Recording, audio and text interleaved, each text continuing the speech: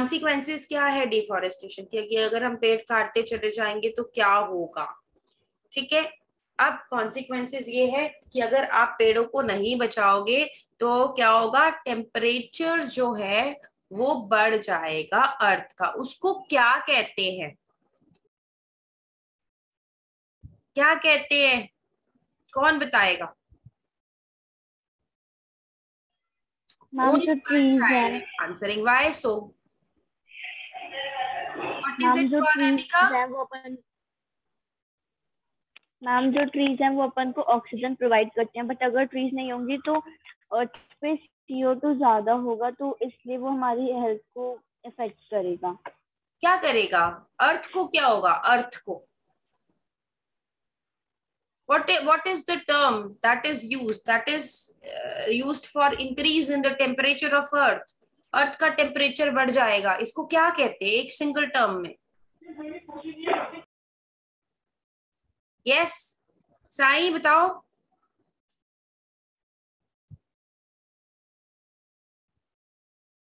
अमित आप बताओ, 4th class से पढ़ते आ रहे हैं हम ये। It is called global warming.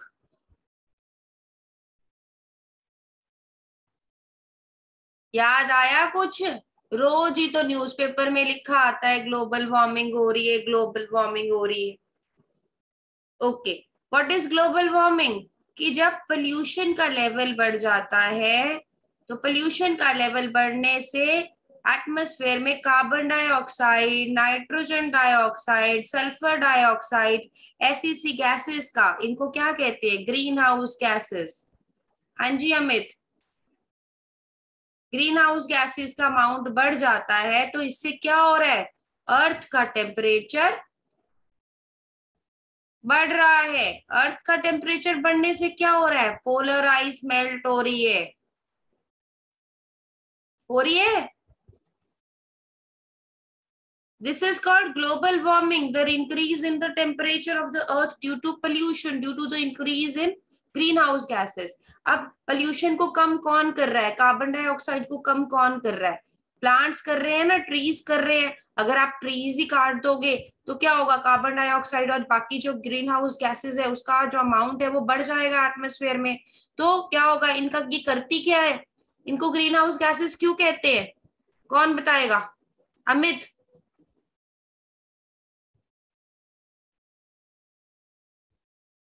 क्या करती है ग्रीन हाउस गैसेस, एटमॉस्फेयर को डिस्टर्ब करती हैं।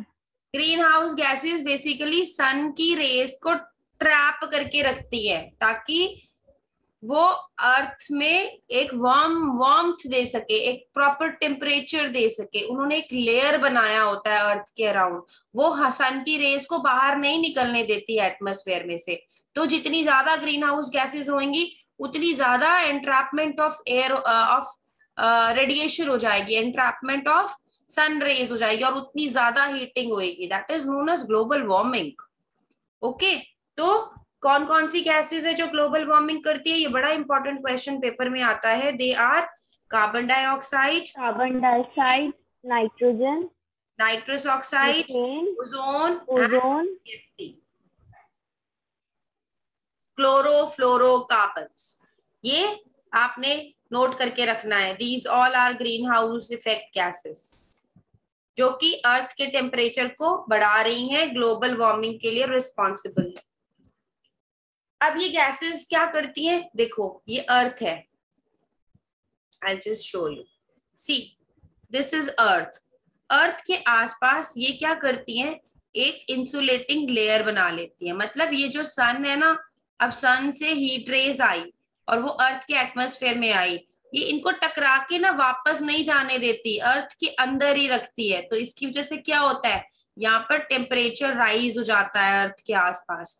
तो जितना ज्यादा अमाउंट होगा ग्रीन हाउस गैसेस का, सपोज करो ग्रीन हाउस गैसेस जो है उनका अमाउंट बढ़ जाएगा, तो क्या होगा, टेम्परेचर भी तो उतना ही बढ़ेगा ना।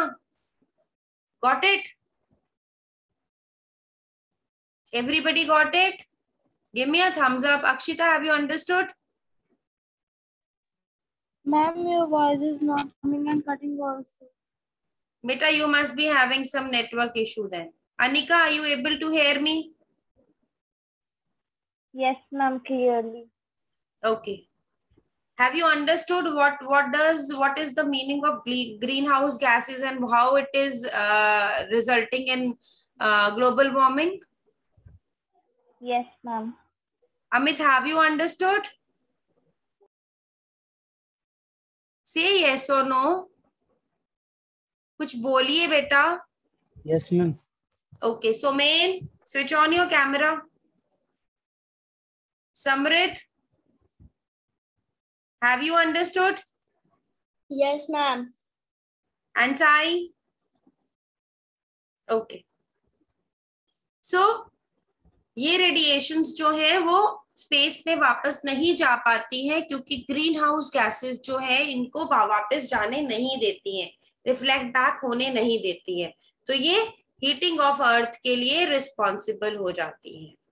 Next we come to global warming. As I explained you, global warming क्या हो रहा है? अब ग्लोबल वार्मिंग का मतलब है, ग्लोबल मतलब सारा वर्ल्ड, ग्लोब है ना.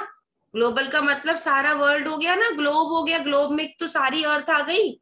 सो वार्मिंग मतलब सारा जो अर्थ है वो वार्म हो रहा है. वार्म हो रहा है मतलब उसका टेम्परेचर जो है वो बढ़ रहा है. वो टेम्परेचर क्यों बढ़ रहा है? ग्रीन हाउस गैसेस की वजह से. अब ग्रीन हाउस गैसेस जो है वो क्यों बढ़ रही हैं? वो बढ़ रही हैं इंक्रीज्ड पोल्यूशन की वजह से. तीनों चीजें लिंक होती हुई समझ आई हैं आपको? ठीक है. अब चलो, अब क्या हो गया? ग्लोबल वार्मिंग हो गई, टेम्परेचर बढ़ गया. टेम्परेचर बढ़ने से क्या होगा? जो पोलर आइस है, आइस कैप्स हैं, जहां ऊंचे ऊंचे इलाकों में आइस जमी हुई है, जो बर्फीले इलाके हैं, वहां पर क्या होगा? टेम्परेचर बढ़ने की वजह से आइस जो है वो मेल्ट कर जाएगी. ऐसा ही होगा ना. अब ये आइस मेल्ट होके कहाँ जाएगी? पानी बन जाएगी ना. ये पानी बन के कहाँ जाएगी? ये सी में जाएगी ना. अब जब ये सी में जाएगी तो सी में पानी तो पहले ही भरा हुआ है. अब और पानी आएगा सी में तो सी का लेवल बढ़ जाएगा ना, है ना. तो सी में जाएगी तो सी लेवल इंक्रीज हो जाएगा. सी लेवल बढ़ गया. अब सी लेवल बढ़ गया तो क्या होगा कि जितना पानी एक्स्ट्रा बढ़ा है वो और लैंड को कवर कर लेगा, तो मतलब लैंड का एरिया कम हो जाएगा. और साथ में क्या होएगी? डिस्ट्रक्शन उस एरिया की जहां पर सी लेवल बढ़ गया है.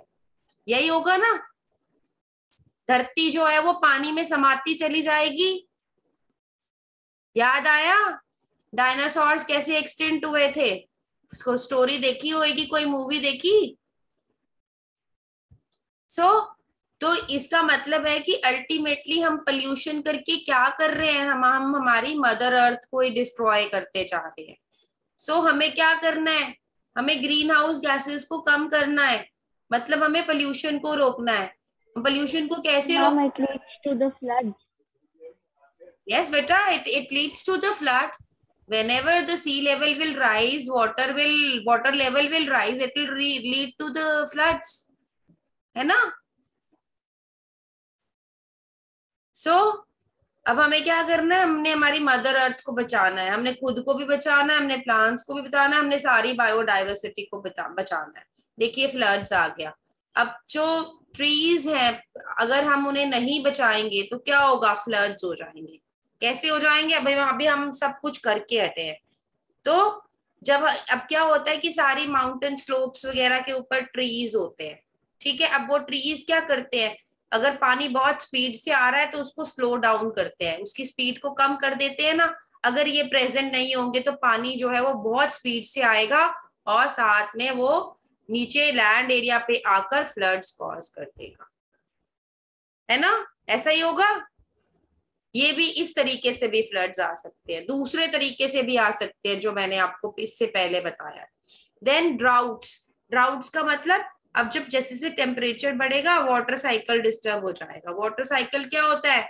इवेपोरेशन होना, कंडेंसेशन होना, प्रेसिपिटेशन होना. तो ये सारा जो सिस्टम है टेम्परेचर जब चेंज होगा अर्थ का, ये टेम्परेचर पे डिपेंड है कब कंडेंसेशन होनी है, कब इवापोरेशन होनी है। अगर टेम्परेचर में वेरिएशंस आने लग जाएंगी तो क्या हो जाएगा, रेनफॉल जो है वो रिड्यूस हो जाएगी, जिससे कि ड्राउट्स जो है वो हो जाएंगे। ड्राउट्स का मतलब सूखा पड़ना, बारिश ना होना। नो और वेरी मिनिमल रेनफॉल, नो और मिनिमल रेनफॉल, उसको ड्राउट कहते हैं, सूखा पड़ना, बारिशें ना होना। ठीक है, अब हमने देखा कितने सारे चीजें जो है वो डिफॉरेस्टेशन की वजह से हो रही है। और सबसे इम्पोर्टेंट, वाटर टेबल का रिड्यूस हो जाना। हम लोग पानी इस्तेमाल करते हैं ना, अंडरग्राउंड वाटर, वो कहाँ से आ रहा है, रेनफॉल से। रेनफॉल का पानी जो है वो फिल्टर होके नीचे ग्राउंड में जाता है और ग्राउंड वाटर बनाता है। तो अगर पानी बारिश में और फ्लड हो गया, सूखा पड़ गया, इससे क्या होता है, बेसिकली जो ग्राउंड वाटर का लेवल है वो ऑल्टर होता है। सो अगर सूखा पड़ गया है किसी जगह पे तो जो ग्राउंड वाटर का लेवल है वो कम हो जाएगा और उसकी रिप्लेसमेंट नहीं हो पाएगी। सो इससे क्या होगा, ग्राउंड वाटर का लेवल कम हो गया तो हमारा पानी जो है, जो हमें चाहिए डे टू डे रूटीन के लिए, उसकी भी कमी हो जाएगी हमें। उसके बाद कुछ सॉइल की प्रॉपर्टीज में भी डिफॉरेस्टेशन में चेंज आ जाता है, क्योंकि जो डिफॉरेस्टेशन है वो सॉइल इरोजन के लिए भी रिस्पॉन्सिबल है। सॉइल इरोजन क्या होती है मैं अभी आपको बताऊंगी। ठीक है, तो जो ट्रीज हैं वो सॉइल को पकड़ के रखते हैं। अगर ट्रीज की जड़ें नहीं होंगी तो सॉइल को पकड़ने वाला कोई नहीं होगा, तो क्या होगा, सॉइल इरोजन हो जाएगी। ठीक है, और हमारा जो लैंड है, लैंड हमारा एक प्रेशियस रिसोर्स है, मतलब वो बहुत इंपॉर्टेंट है हमारे लिए। क्यों इंपॉर्टेंट है, हमें खाना कहाँ से मिल रहा है, हमें लैंड से ही मिल रहा है ना। एग्रीकल्चर हम कहाँ करते हैं, लैंड के ऊपर ही करते हैं, हवा में तो नहीं करते ना। तो लैंड में एग्रीकल्चर करते हैं, तो लैंड को अगर हम प्रिजर्व नहीं कर पा रहे हैं तो हम एग्रीकल्चर कहाँ करेंगे। उसके बाद ऑक्यूपेशन का जो साधन है, ऑक्यूपेशन का साधन मतलब आप पैसा, कई सारी ऑक्यूपेशंस इन्वॉल्व है लैंड से। माइनिंग लैंड में होती है, एग्रीकल्चर लैंड में होता है, ट्रांसपोर्टेशन लैंड में होती है। तो लोग पैसा कमाते कहाँ से है, ऑक्यूपेशन का सोर्स भी तो लैंड है ना।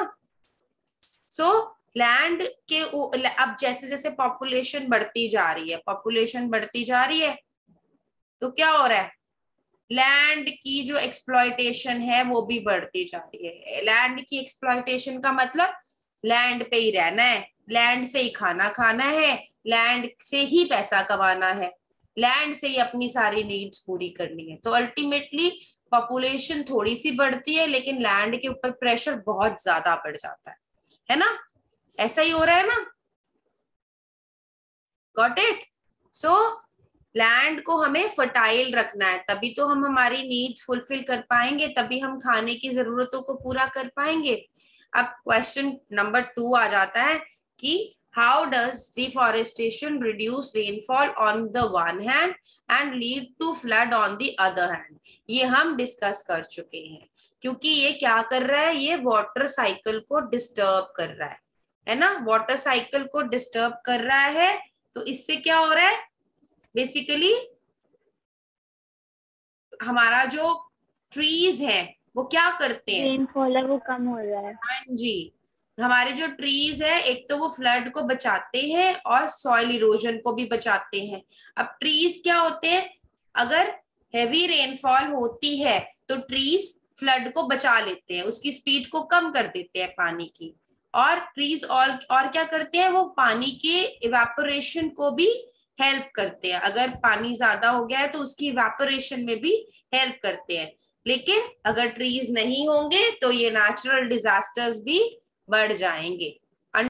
पूरा वीडियो देखने के लिए और लेटेस्ट एग्जाम अपडेट्स जानने के लिए डाउनलोड करें कैरियर डिफेंस स्कूल का एंड्रॉयड ऐप।